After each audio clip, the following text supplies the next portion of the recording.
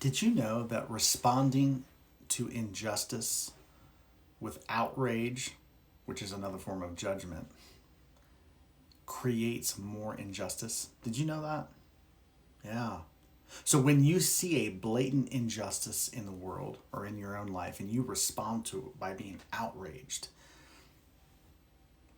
did you know that that's another form of judgment? And judgment produces and fuels, it's like throwing gasoline on the fire of injustice. It just creates more of it. Yes.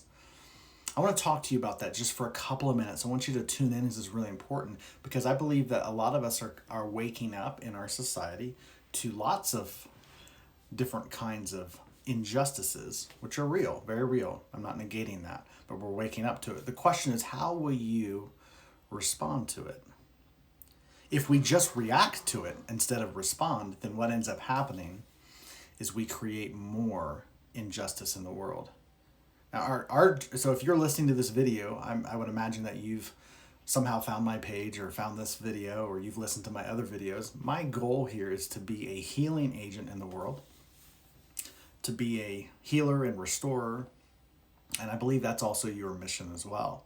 So the last thing we want to do, because a lot of the folks who are reacting to injustice with outrage really do at the core of them, they want to correct injustice. They want to eradicate evil in the world or darkness in the world, or they want to be a healing. They want the world to be better, is what I'm trying to say. So if that's you, if that's your aim, if you really want to bring light and healing into this world, then it's really important that you understand what I'm about to communicate to you, okay? You cannot respond to injustice with outrage, which is just another form of judgment. Judgment creates injustice, okay? So let me give you a specific example. There's many I could give you because it's not the only one. This is one of the ones in the news right now. There was recently a jogger who happened to be African American who was jogging in his neighborhood and was gunned down by two white men. Okay, totally extremely tragic. Just very sad that it happened. That he was gunned down and he was unarmed and just tragic. He lost his life. But there's been a lot of outrage to that incident.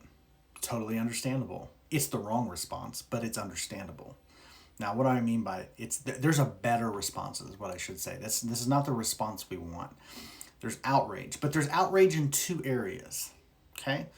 One of the things that is creating a lot of the outrage to this injustice. So the injustice is in two areas, I should say. One of the areas that in which there's an injustice is the fact that this man was killed, murdered, and just murdered for being alive, for jogging. I mean, that is an injustice, and there's outrage in response to that. That's understandable. The second thing that there is outrage, and that is a result of injustice, is because the two men that killed this other man were not charged for murder. There was no sense of legal justice there until there was a public outcry. So it took a couple of months before there were any charges brought on the two men who shot this other man. And that's an outrage. That's an injustice that's created an outrage. But I want to suggest to you a much better way to react to these two really real injustices, okay? There's a better way to respond to this, okay? To these two real injustices. And that is by observing your tendency to judge, to condemn, to respond with outrage. Observe it. The last thing we need right now in our society is more outrage. So what do you do with it? And here's what I'm going to tell you that is so vitally important that you hear. You need to look for those two injustices, you need to look for them in yourself. Because I am convinced, and I'm here to tell you that everything that goes on in our society is a mirror of us. It's a mirror of our own consciousness. And if you're watching this, yes, it's a mirror of your own consciousness. The injustice of having life just taken from you, right? Of not valuing another human being enough to protect their life, but instead a human being was viewed as so invaluable or lacking in value that he would just be gunned down and destroyed as if he was an animal, or and not only that, just something that was non sacred. Okay, how much of that goes on in your life about yourself? Just a not valuing of your own life, seeing your life as something flawed or cheap or not enough. That leads to actions that would cause yourself to be treated in less than a sacred or dignified way. That happens internally before it can ever happen externally. That's an injustice in yourself. That exists in lots of us. I'm a life coach. I do a lot of coaching work. A lot of the problems that folks have in their life and the patterns that repeat are a result of just an inability to value their own worth and their own dignity.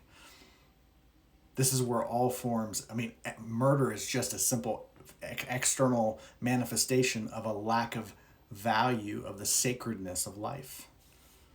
This happens first internally. So the question is, do you see that in yourself?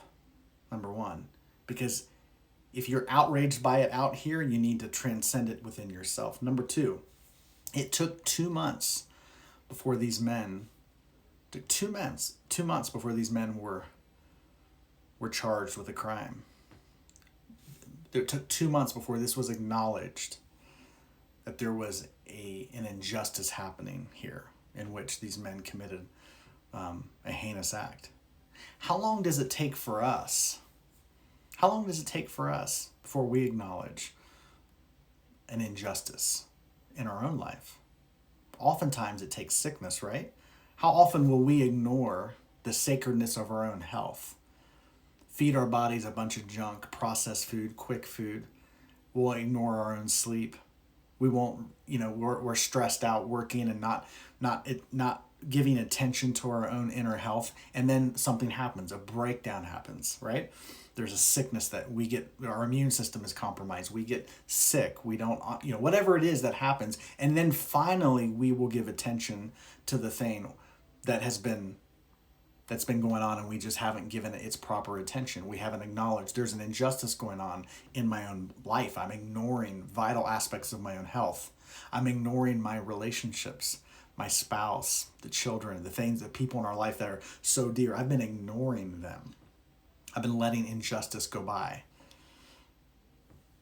Transcend it in yourself. First, see it in you before you point it out there externally. Jesus once said, before you judge somebody else for for a speck in their own eye, look at the log in your own. And this is no different. This situation is no different. Okay. If you're listening thus far, I hope this has spoken to you.